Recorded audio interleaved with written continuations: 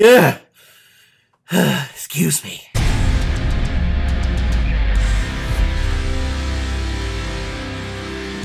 The Good, the Bad, the Ugly, released in 1966 and is directed by Sergio Leone, who's directed such films like A Fistful of Dollars, For a Few Dollars More, Once Upon a Time in the West, and Once Upon a Time in America. The dude actually didn't direct a lot of movies, which is really sad. He's actually a very talented director. And this film stars Clint Eastwood, Eli Wallach, and Lee Van Cleef. And this film comes as a recommendation from one of my subscribers, Rodrigo. You recommended The Good, the Bad, and the Ugly. The last recommendation that I watched and reviewed on here from yours was St. Trinian's, which is one of the worst movies I have ever seen personally. So you've been in the doghouse for a little bit, but this time around we're watching a film that is hailed as typically one of the greatest films ever made in cinematic history. How do I feel about it?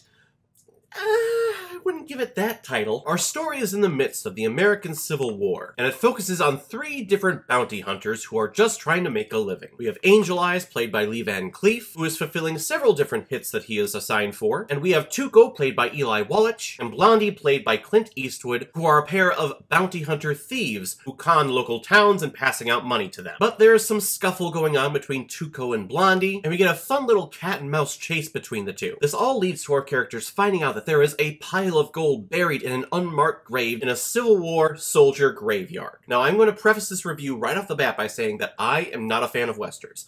I don't like westerns. I've tried several times. There are a couple that I've liked. I've actually seen Once Upon a Time in the West. I've seen the first 2 in this Dollars trilogy, The Fistful of Dollars and For a Few Dollars More, that actually focused on our Clint Eastwood character, the man with no name. If I had to pick my favorite western that I have seen, I haven't seen a lot, but I would guess that would be The Magnificent Seven, the original, not the remake. But I like that one because it's based off of Seven Samurai, which is a masterpiece and I absolutely love. Back to the Future 3 too, I guess I would throw in there. So this film already had a huge mountain to climb for me. And if you check any greatest films of all time list, this movie is somewhere in there. So I feel like if I'm going to be a professional movie reviewer here on YouTube, that I should like this movie. Flat out, hands down, oh my god, it's amazing.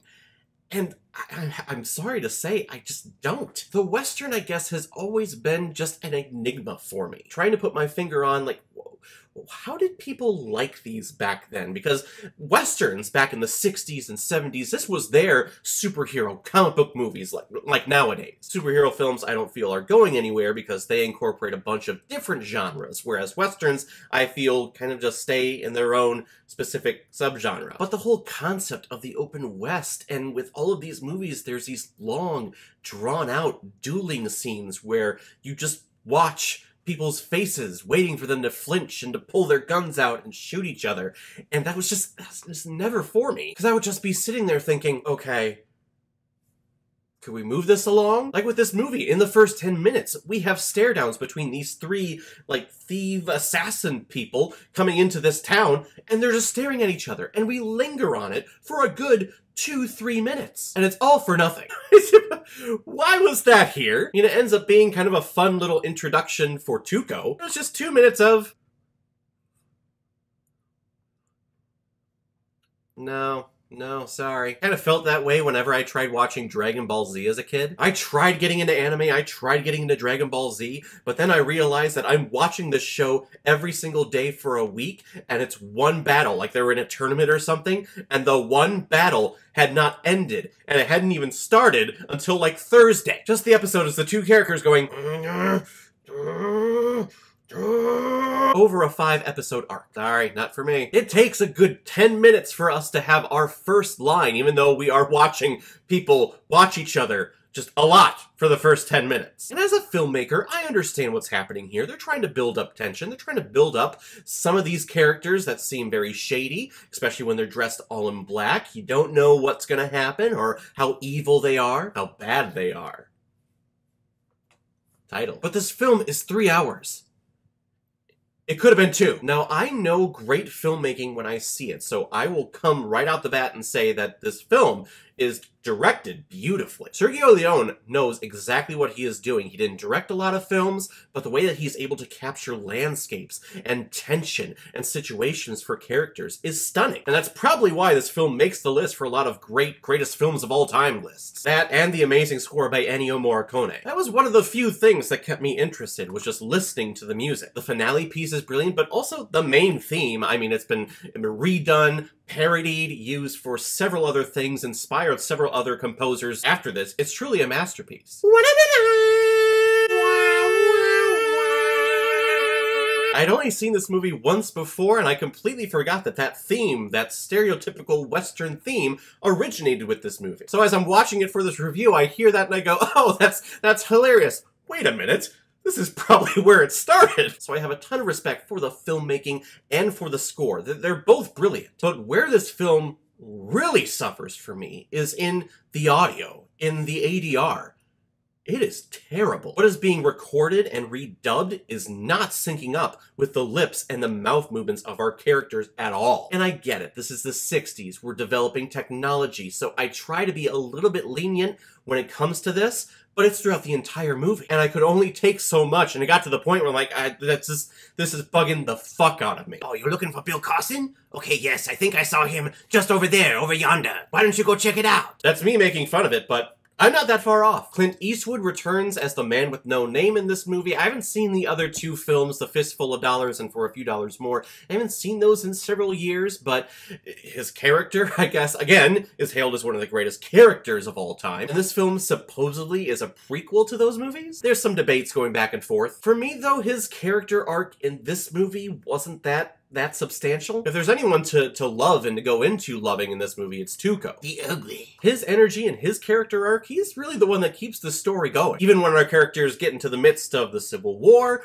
which, as I'm watching, I'm thinking, why is this part in here? I mean, really, couldn't we just go to the gold and, you know, try to shoot everyone then? The Civil War battles just kind of come out of nowhere, and it's a little jarring, and you kind of just go, let's just move on with our original story that we had. But that's kind of the essence of the man with no name character, right? Kind of just rides along in the wilderness, going from town to town and seeing what situation he can get himself into. But his overall character portrayal, and actually all three of these character portrayals, there's no one set good, bad, or ugly. They all have a mesh of those traits. All of them do some things that are very good and morally good. And all of them do things in here that are terrible, that are bad, that would make them out to be the villain of the story. And I'm guessing they're all typically willing to do anything ugly to get that pile of money and to move on with their lives. So that's the struggle that I'm having with this review. I know that this film is hailed as one of the greatest of all time. The direction, the music are great. I'm gonna give it that. But our characters, our plot,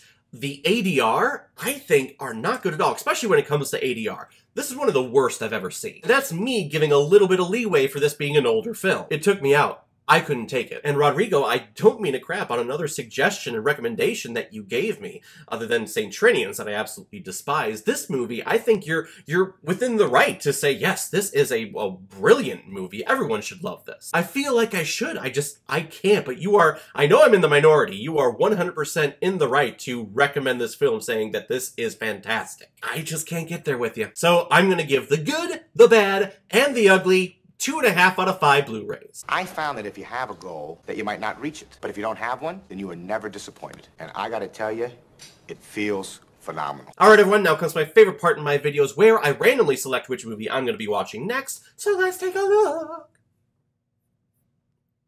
There.